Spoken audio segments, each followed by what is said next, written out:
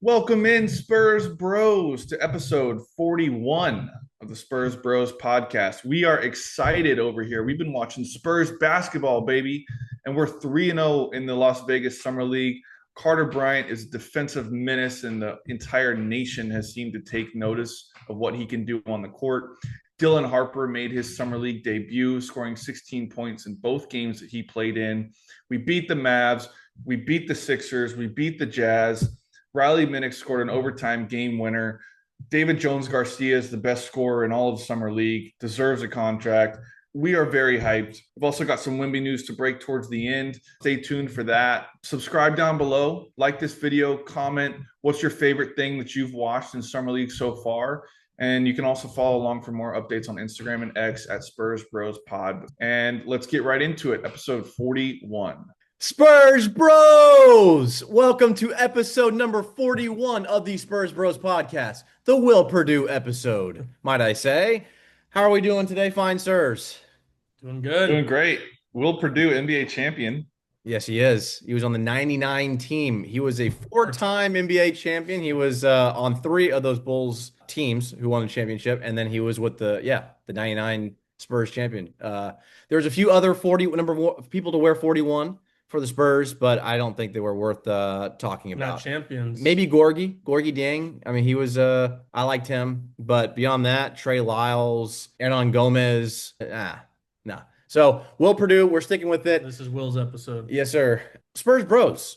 As we ended the episode last time, we said we're excited because we got to make predictions about what was going to happen over the coming weekend. And we had Spurs basketball to watch. Summer League, of course, but it was still Spurs basketball nonetheless. We all said 2-1.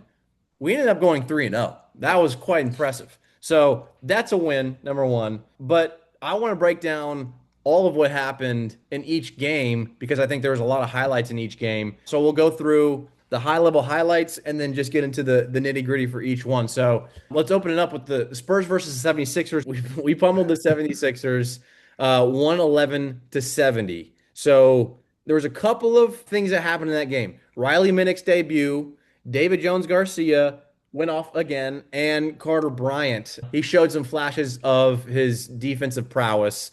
And it was kind of basically a sneak peek, a trailer as to what happened on Saturday, which is what we're really excited about. So, Reagan, first thoughts on that 76ers game. I mean, is there anything that you remember about that game that you liked? Yeah, well, I made a slight mistake. It wasn't technically Riley Minnick's debut because he played that one half in the California Classic, but Right.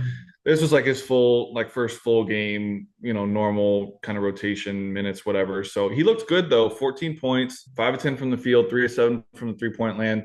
What really has impressed me with Riley Minnick's game, everybody knows that he's pretty good shooter, skilled, pretty fundamental. But I've been impressed with his ability to use his size to rebound and defend. Not a guy that you would really think of as like a great defender. And I don't think he's a great defender, but he's able to use his strength to his advantage a lot more than I would have expected. And he's kind of got some bounce. He had a nice block. I think it was in that game. Guy was going up for a dunk, and he said, "No, sir." Met him at the top. So I like the Riley Minnick's minutes there as a potential two-way guy to make one of those last roster spots. That was fun watching him in his first full game. Yep. Yeah. He's a 6'7" shooter. I think we'd all be kind of down for him. Again, at that point, it's into the roster. Realistically, we won't be seeing much of him, but good guy to have on the team. He's a shooter. He's got size. That's what we need right now. But with that first game, it's kind of tough because we just started out so hot. We were up like 20-4 in the first three. We were like 5 for 7 from three in the first 3 minutes of the game. There was no VJ for them. We had wanted to see that matchup, Carter versus VJ. But something we never saw last year, and kind of even in our golden years of Spurs, every time we get those early leads, always get lackadaisical, let the teams come back into it. No, we just kept pummeling them all game and never let them get back in it. Ended up winning by 41, 31, whatever it was. So that was just 41. good. The young guys didn't let them get back into it after we started hot, and then we just kept it going all game. That was a good start for Vegas. Yep. So, completely nailed it. I love, me personally, I mean, I'll just kind of skip to the end here with who we want as last roster spots on the team. I think Riley Minix deserved a spot. Like we just said, 6'7". His body, it is pretty unique in the sense that like he's bigger than you thought, right? His legs are pretty big. Yeah. He's well built. Love his body. Yeah, exactly. His Sexy. body's so nice. Well, yeah, I mean proportionality. He's built like a Greek god. Riley Minix is. I think he deserves a spot because, for those reasons. Now, second thing is I do love how Carter Bryant played. People are giving him a lot of shit. Some people are for basically being broke in this summer league debut. Incredibly broke. Incredibly broke. He's like 2 for or 3 for whatever 27 or whatever since coming to Vegas, and it was even worse. Like if you add up both San Francisco and Vegas together throughout the first whatever 5-6 games, Sad. it's pretty bad on the offensive end. I'm not gonna lie. Even though there are some flashes of brilliance from the mid range and like his shot doesn't look broken. That's what's so interesting to me. It's like his shot doesn't look broken. It's just he's just way off. He just can't find the rim. So I'm not too mad about that, but I love that he's just taking every game personal and stepping up on the defensive end and just using what he has. Like he knows he's got NBA ready defensive ability, and he showed that. And so the 76ers game was a preview of what came on Saturday. After the Saturday's game, the Cooper Flag versus Carter Bryant, that matchup, everybody started to talk about him. Oh my gosh. Everybody, like from podcast to X account to X account, like NBA analysts, like everybody started talking about him after what he did against the Mavs. But we saw it the first whatever 4 or 5 games before then. So I love that, man. The shooting woes like completely were erased from everybody else's mind. Like nobody cared anymore that he wasn't making the 3-point shots and like wasn't hitting his mid range. It was like, dude, the Spurs got the steal of the draft at 14. Look at this dude defend. It's crazy. Yep. And that's what we talk about all season. Like when Devin's broke or something, we're like, but players, especially Devin making 27 mil or whatever, we won't get into that. But players, when your shot is broke, how do you find a way to impact the game? And the fact that we're talking kind of mostly about Carter, and we're going to this episode, and how he impacted every game. And we just said how broke he was the whole tournament so far. So, I mean, he finds ways to make plays, get himself involved in the game.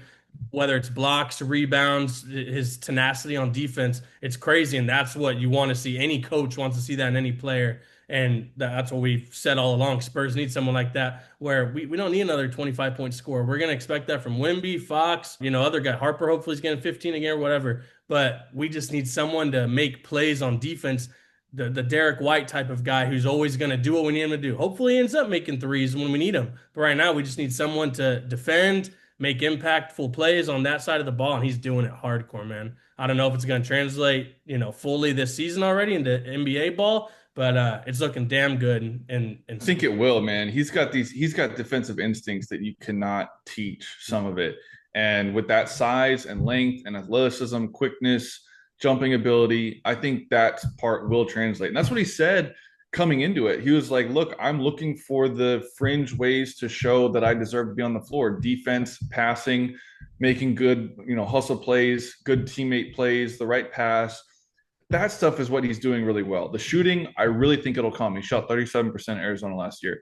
Shot looks nice. We talked about it. That'll come.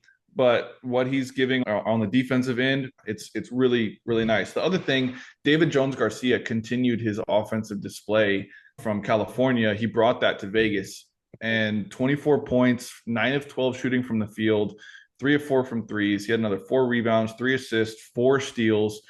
He's looking like maybe the best player in summer league so far, 3 games in. Dude, like on absolute fire, total heater, can't miss. Yeah. And he's gone for I think over 20 in every game so far, except for one. Yeah. He looks awesome. Like awesome out of Memphis. What do y'all think? Yeah, I love him. I think he's the other one who deserves the other contract spot or the two-way spot.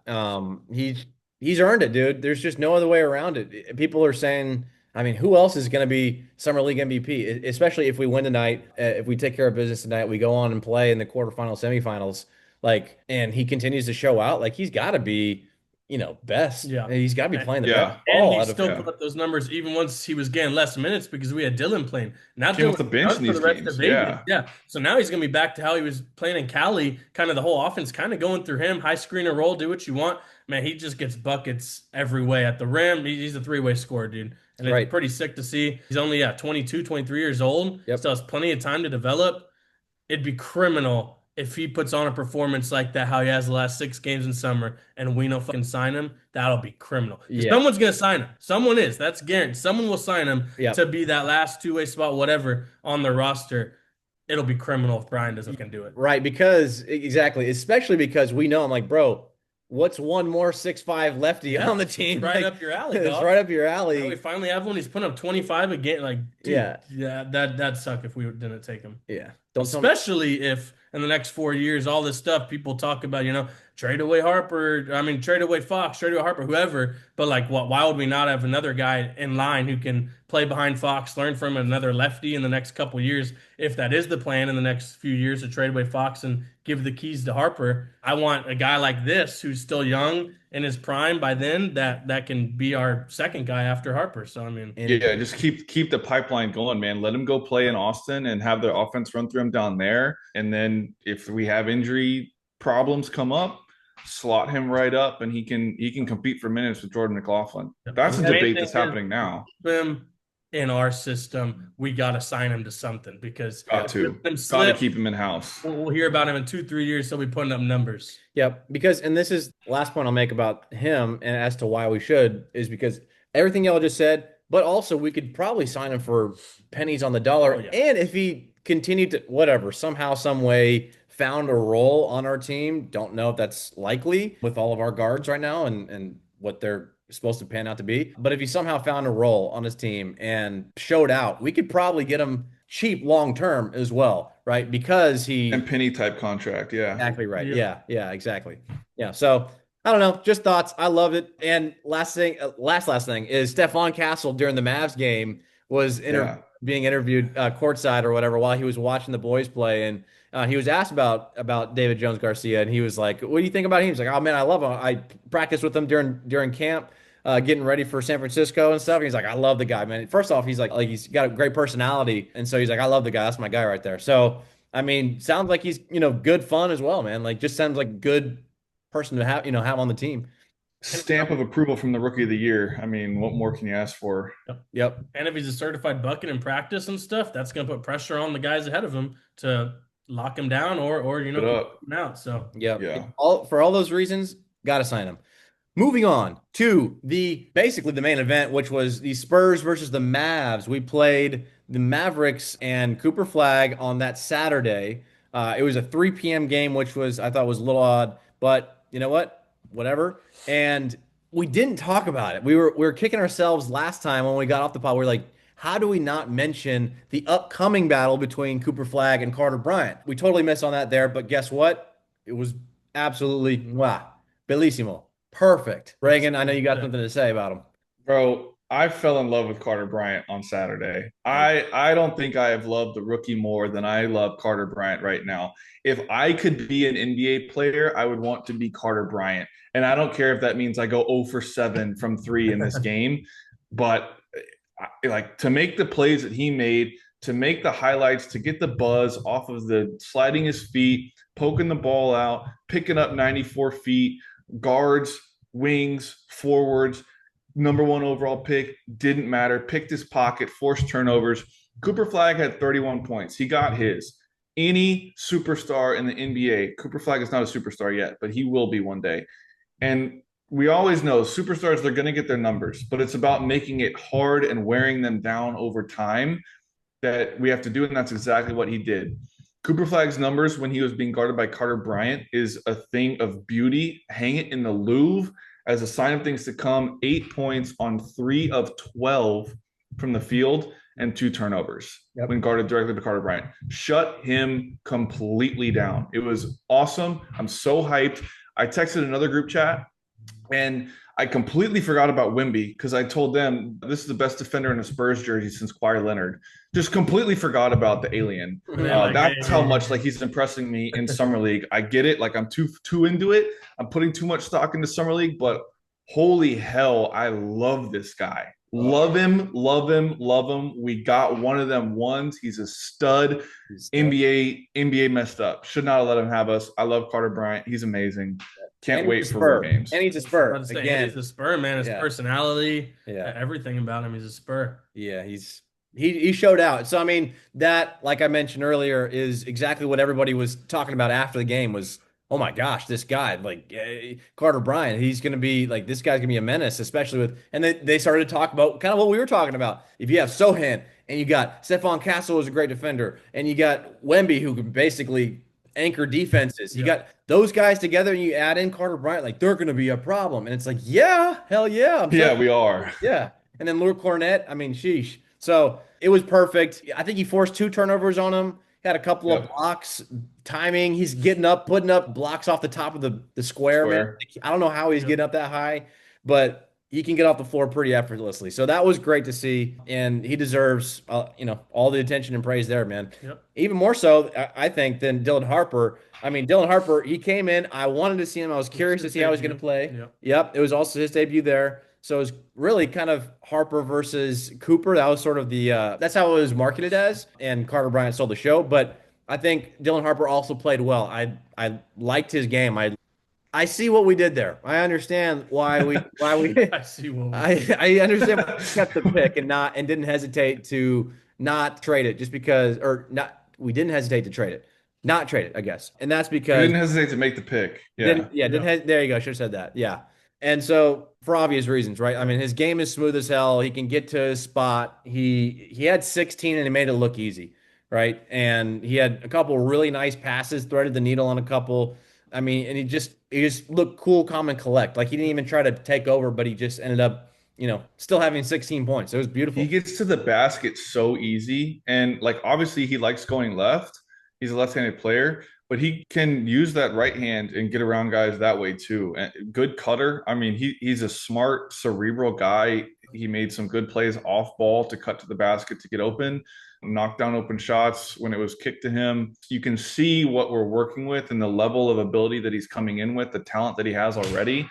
You give him a few years to really hone this stuff in, man, he's going to be dangerous. It's also his first gameplay since February. He didn't even have March Facts. with Rutgers. So I'm sure he's obviously been on the court working out and stuff for the last 4 months, but it's different in a game. And what did we say after the game? We're like, dude, I didn't even realize he put up 16. Like it was a quiet 16, just 4 points at court, but like that's also the type of guy we need, just someone who's not going to even doesn't have to put up 10 in a row for us to know he had 15 or 20. Just get your buckets here and there, kind of quietly, get to the basket, go make a layup. It's nothing too fancy, nothing Right. too showboat about it. But he ended up with 16. He also did on Monday night too with 16. But yeah, just quiet points, and that's what we like to see. Man, got to the line pretty. He had like 5-6 free throws that game. Just all the signs of like today's NBA looks like he'll fit right in and be a freaking star, hopefully. And the star of the game, honestly, it was David Jones-Garcia again. 21 points, 5 rebounds, 5 assists. Like, dude is just killing it. Killing it. He deserves a spot. We'll say it again. That was that game. Again, as you said, Cooper Flag, he still had 31 points, but again, I mean, half of them. He had like 10 free throws. He had 10. I was getting pissed off. I was saying, dude, he's already getting superstar treatment in Summer League. Like getting a lot of iffy calls and stuff. They're trying, I'm sure the NBA knew it was gonna be the most watched game of the tournament. The whole thing, yeah. And they wanted it not for us to blow them out. So he was keeping them in it with a lot of free throws. Oh yeah. But we still pull it out, 76-69. And then we move on to the Jazz. I said, to be fair, I said that we were going to lose to the Jazz because of Walter Clayton Jr. And he didn't play. And I think we would have lost if he would have played. I'll just say that, just because that's the boy right there. But we ended up getting the dub. Riley Minnick's OT game winner. That was a thing of beauty. I wish we could post the clip right here and just show what it would look like. But I put it out on X, so I recorded the whole thing and I put out the whole Sure, thing. So go check it out there. At this point. Perfect. And actually, to lead to that, Dylan Harper, who did, as Stu mentioned, had 16 points, 2 rebounds, 2 assists in that game. He had the go-ahead, not the go-ahead, but he had the tying points to send it into overtime. It was a nice, beautiful drive to the basket. Looked like we were going to turn it over, 5-second call. Got it in. He faced up, little shimmy, and got to the basket, got to his spot, man. Yep. He's perfect at that. Going curve just to go Yeah. straight. Like Yeah. it's It takes like those advanced. Manu angles, man. Maybe it's Yeah. just the lefty in him, but like Yeah. when he finishes, his angles off the backboard and shit, it all Yeah. just looks like Manu, bro. Yeah. It's beautiful. It's So, real nice. So he made the game tying bucket, but there was still like 4 or 5 seconds left on the 6 seconds left on the clock when he made that basket. mhm. Carter Bryant on the other end got the stop. Yep. He D'd up, locked in the whole way down the court, put pressure right from the jump, didn't let him sprint down the court, get a good look. They had a really tough 3-point look to try to win it, but he was all over the shot. And it was like, bro, our 2 lottery picks, Harper with the offensive bucket to tie it, Bryant with the tough stop to force it to overtime. I was like, the future is now. This is exactly like encapsulated what we can expect from these two guys. Is Harper getting to the bucket with ease and Bryant shutting down the best player for the other team. Like it encapsulated everything. And then we go to overtime. This was the game of the summer league so far. And there's no Mhm. way a game will even be better than this either. It Mhm. was sick. It was And sick. we were down heavy early. We came back all Gone big. Yeah. Yeah. A lot of swings, a lot of momentum, a lot of runs from both sides. But what I liked is like it stopped Filipowski. they kept None not of at those big all. men on our That man was roster. They're not making the unconscious. team. No, sir. They can do No. anything with Kyle. Gosh, They man. ended up running Carter Bryant at the 5 because Filipowski was just raining threes. So we were like, all right, we sat our big man. It was like, all right, Carter, go guard the 7-footer.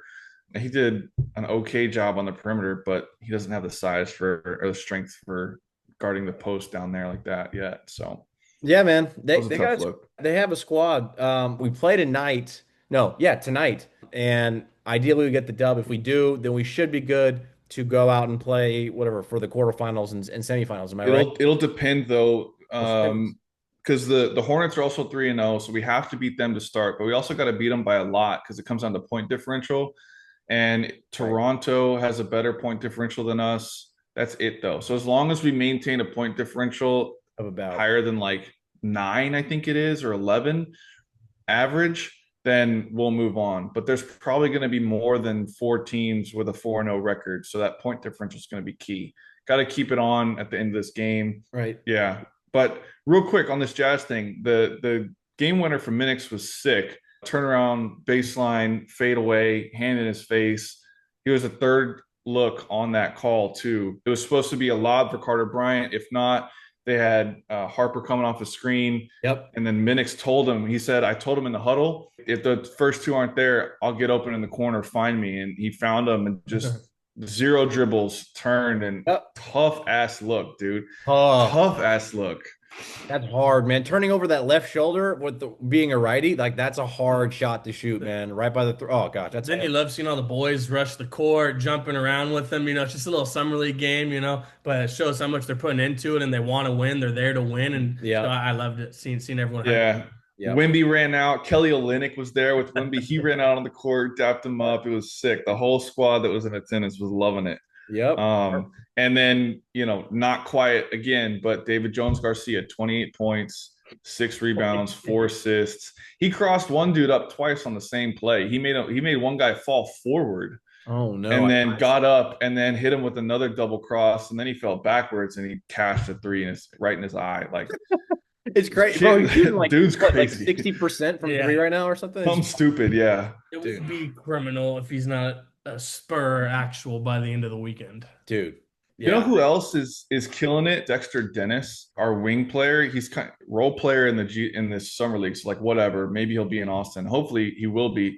But he's shooting 82% from 3 right now, and like 75% from the floor in general. Yeah, he's lights out. Basically, if he touches the ball, it's going in.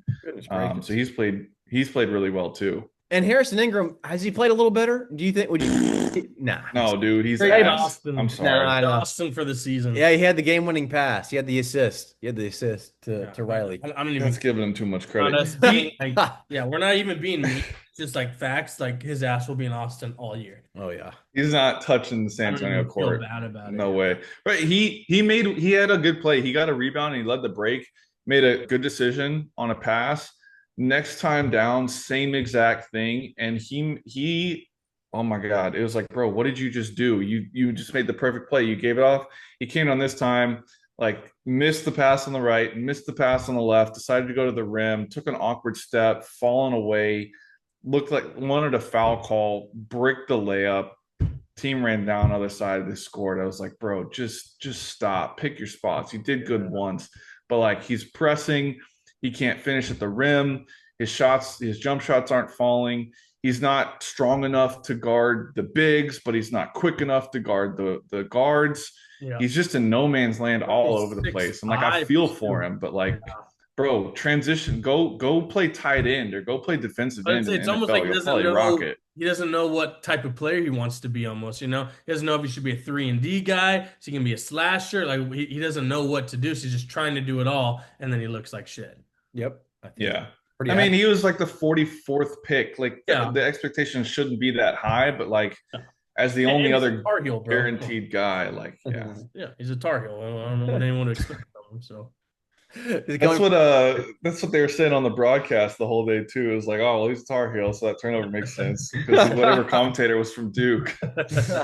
Goodness gracious. So that kind of that encapsulated all of the summer league games that we played in Vegas so far. Next up, again, we played tonight. We don't have Dylan Harper as we expected. We shut him down for the rest of the summer. You know, what do we say? I guess everyone kind of suspected. We'd play him a couple games, get him out there, give a little tease, and then put him away. So good for him. Hopefully he just keeps on getting stronger and keeps getting closer with Wemby and De'Aaron Fox and Stephon Castle and all the boys and enjoys. And hopefully he's watching from the sidelines. And then, so again, we got tonight and we will let you guys know what happens there. Now, I want to transition to something that Victor Wembanyama said. This was quite beautiful. This news came out during Summer League. Wemby was there. He's watching the boys and he's supporting heavy. And then all of a sudden, along with that joyful smile and that swag that he always brings, he came out with an interview. He didn't come out with it, but somebody dropped an interview that he did with some other, I guess it was a French reporter. Yeah, Maxime Albin. Yeah. He's a writer for L'Equipe, which Right. is I guess a newspaper or media outlet in France, but he's kind of the French Spurs beat writer, if you will. So Got he's it. got a pretty good relationship with Wemby and broke this news. Yep. Yep. The news was basically what every Spurs fan's dreams are made of right there. I mean, I'm not kidding you. Like, I got chills when I saw this. I'm probably overreacting, but like, this makes my heart. No, no, no. I'm Did serious. he ever say something different? Like Well, he's been with us 2 years. okay. Well, here's Say what it is. Yeah, yeah. Basically, Spurs fans, Victor Wembanyama is not going anywhere. He said, quote, I know that not every player in the NBA has the same ambitions, but it's obviously my dream to spend my entire career with a single franchise here in San Antonio. Oh, oh, oh, Wemby, come here, buddy. Come here, brother. Oh, come, We already come knew, down here. we Come already on, knew that Marvin. when we drafted him. I'll give you. Now we want like Castle to already say the same thing and Harper or something like that. Then that'll, send a tickle down my. But other than that, like, You think? You think?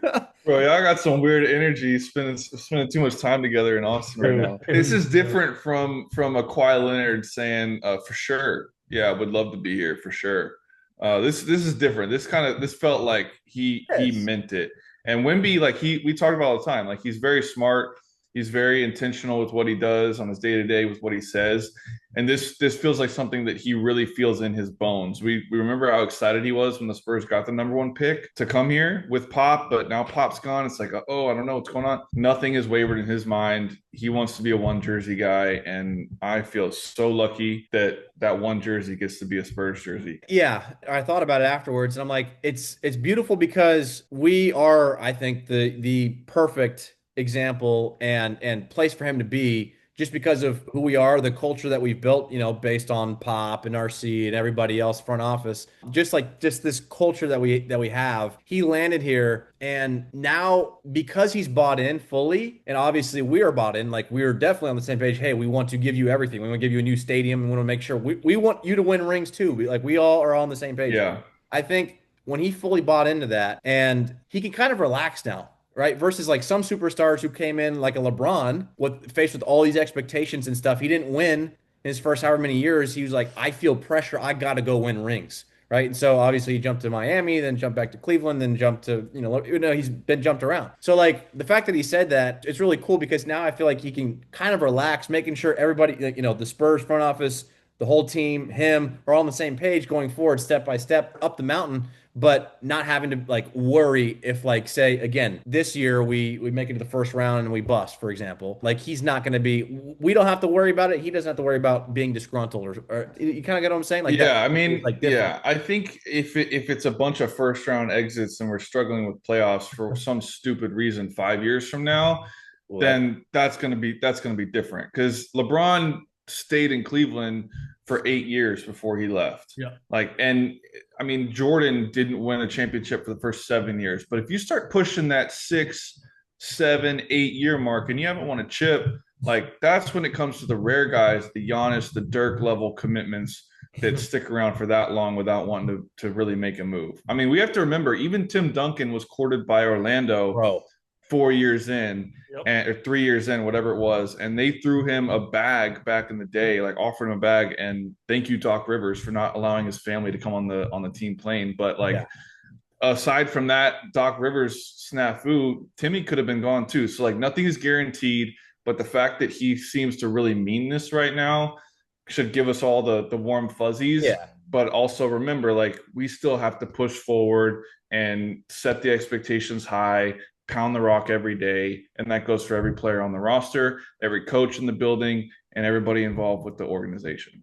Yeah, exactly. That's kind of what meant and said at the end. Yeah, Like as long as like he can relax knowing that like all he has to do is be in laser focused day in and day out and obviously season over season of like making sure, hey, front office, you better be doing your damn job. I'm doing what I need to do. Like everybody needs to be on the same page, but like there's no around. But if that's the case, I think we get to, where he wants to be, where we all want to be, which is back to championship level. So yeah, dude, you mentioned that Timmy D news. That was like this day in history. That came out yeah, it was like a week ago, I guess. like a Yeah, week that's what I ago. thought of it. Holy moly, bro! And the way that Timmy D made it sound too, he was like, "Yeah, I was almost I done." would have gone. Yeah. Yeah, Like, dude. what? Yeah, Yeah. I liked a lot of them. That was cool. It was fun, but we'll see what it's like. I'm just gonna stay. Like he Yeah, it was was so so like nonchalant. nonchalant. Like, Yeah, three okay, I years guess in, we'll he hadn't keep won you. yet. Yeah, or Thank he had you. won a title. But yeah, he was like, Orlando, great city, beautiful weather. Really liked everybody there. Players were awesome, Yeah. hosted me well. But But yeah, I think we're gonna keep playing basketball in San Antonio. It'll be good. okay, all right. Thank you, superstar. We love you. You are everything. I Yeah, was too young to remember the press conference me like too. when it happened, but I remember the whole thing being a big deal, but I don't remember him. I don't remember that press conference at all. I can't say So I to did. hear him act like that, it's like obviously 20 years later, completely different. But Right. Well, yeah, and hearing the contract numbers, Orlando offered him a 6 year, $70 million. I'm like, holy moly. First off, 6 years, 6 years contract. I'd never really heard that or whatever. yeah, And because it's like five's the max 70 now. 70 mil. yeah, 70 mil. Holy moly, bro. Guys are getting paid that per year now. SGA is getting paid that per year. Yeah, Good Devin gracious. Booker. Yeah, Threw him the I bag. mean, I don't know. Dame Crazy. Lillard right before we hopped on, he's gonna get 71 million, and he's not even gonna play this year. Re-signed Unbelievable. with Portland. So yeah, the Yeah. numbers are just stupid now. I saw Cooper Flag could make over $1 billion in just salary by the time his career is I would over. expect Wemby as well. Shit. Wemby will definitely make more than that in the course of his career if he lasts that long. So yeah, numbers are crazy. Yep.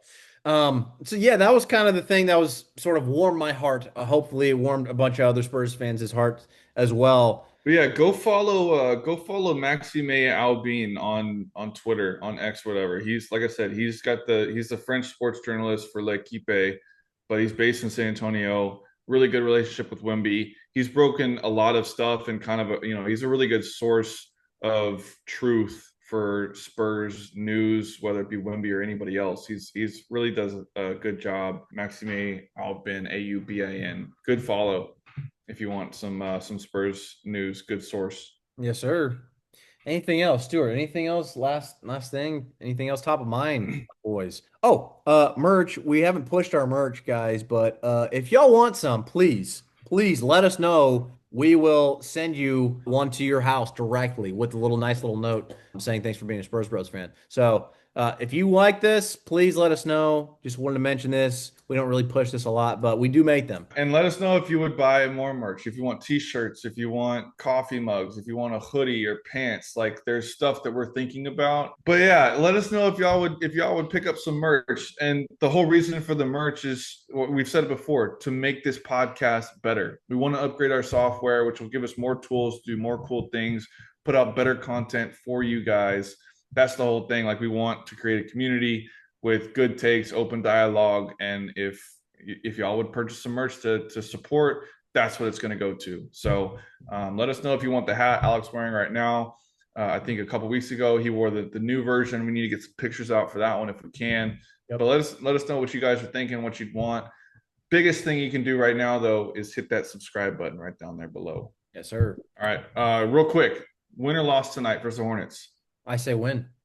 Stuart? Loss. Ooh. I say win. Yeah, DJG 30 piece. 30 piece. We need it. We definitely need it. We need it. Harper's out. All right. Well, we'll see if we're Summer League champions by the time we come back next week. Yep. But yeah, hit that subscribe button right down here below. Like this video, comment what you're thinking, what you're seeing in Summer League. And from the Spurs Bros, go Spurs, go.